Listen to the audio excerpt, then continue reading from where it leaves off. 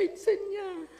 Kaya, yung nangyari po sa kanya to, hindi po nila lahat matanggap yan. Sa mga nakakakilala po sa anak ko sa simbahan, hanggang ngayon nasasaktan po sila sa mga panggagamit nitong mga kabataan party list. Please po, nakikiusap po kami, tigilan niyo na po ang paggagamit niyo sa anak ko. Yung mga picture niya po na kumakalat, please po, tigilan niyo na po. Buhay niya na po. Buhay na po ng anak ko ang kinuha niyo, ninakaw niyo pati mga pangarap niya. Ano ba ang gusto niyo? Hindi namin pinalakihan ng ganun lang. Yung pagsali na to na kabataan party list, hindi namin alam to. Wala kaming kaalam-alam dito. Umalis po yan. Hindi po namin alam yan. Noong 24, ng tanghali, nag-usap pa kami na magkikita silang dalawa ni kuya niya sa 25.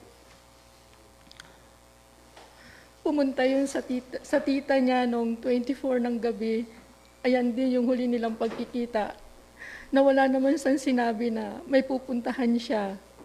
Kaya ang alam lang namin, pumunta lang siya sa dorm niya. Kaya hanggang inabot na po ng 25, 26 hanggang January 1, wala po kaming balita. Nung January 1 po,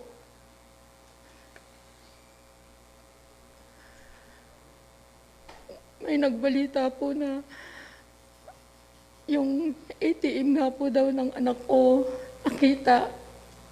Tapos yun, may tumatawag na po sa kapatid niya, sa kuya niya.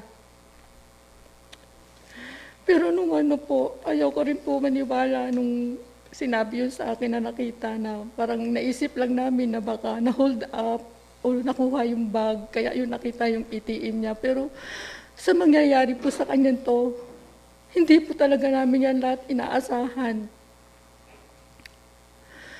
Nung hinahanap ko po yung pinahanap ko sa kuya niya na puntahan mo doon sa boarding house na sa dorm niya, baka ako natutulog lang na talagang pinuntahan po ng kuya niya, hinanap, nagtanong-tanong na po kami sa kaibigan niya. Talagang wala po. Hanggang pinaparing po namin yung phone niya, nagre-ring po, tapos pinapatay. Yan po yung namin na, hindi pa rin po kami nag-i-expect na may mga ganun po. Tapos, nung January 1, nung gabi, parang nararamdaman na po namin na siya nga po yung isa po siya doon na. Isa po siya doon.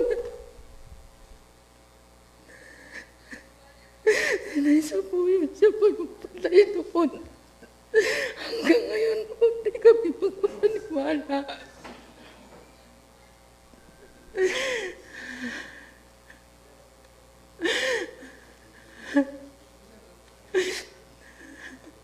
Pag kinabukasan po, dali-dali po ako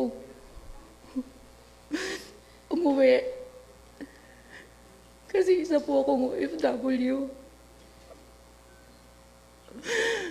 Napakasakit po sa isang magulang na isang OFW na ina-expect mo tuwing uuwi ka, masaya ka kasi yun lang yung time na mayayakap mo yung anak mo. Ayan po sa amin ang pinakamasaya, pero itong pag-uwi ko po, hindi ko po ito inaasahan ng ganun.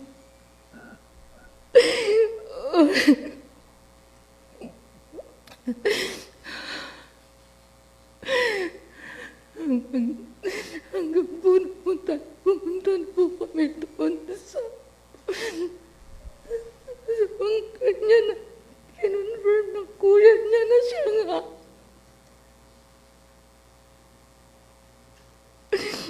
po namin inaasahan na mangyayari sa kanya to kasi siya yung batang napakabait po.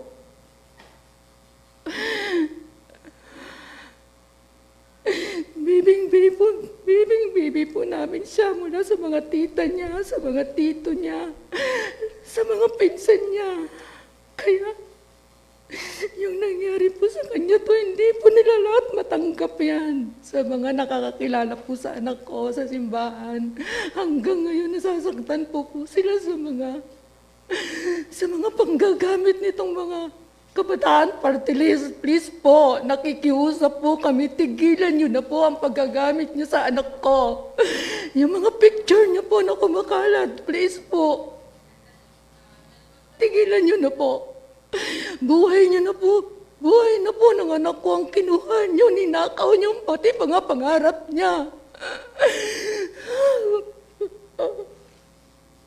Ano ba ang gusto niyo? Hindi namin pinalaki yan ng ganun lang. Mula kinder hanggang high school, nag-aaral ng private yan. Hatid sundo yan ng tita niya. Na mga pinsan niya kung paano namin ninalagaan yan. Tapos gaganunin niyo. Bakit inyo sa bundok na hindi nga namin pinapalakad yon ng malayo? Alam niyong may sugat ang paa niya. Ginanyan niyo. Inakyat niyo sa bundok, tapos iniwan niyo. Tapos ngayon kayo pang may ganang sumigaw ng hostesya. Kami yung kinuha niyo ng pangarap. Kami yung ninakawan niyo. Bakit po kayo ganon?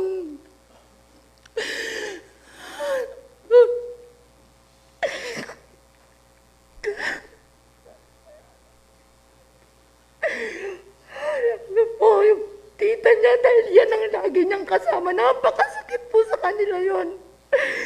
Pero po,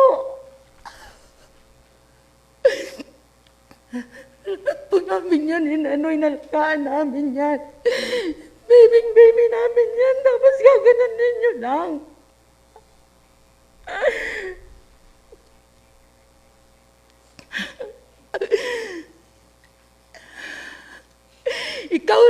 Ikaw yung leader ng kawalang yan ng party list, kabataan party list na yan.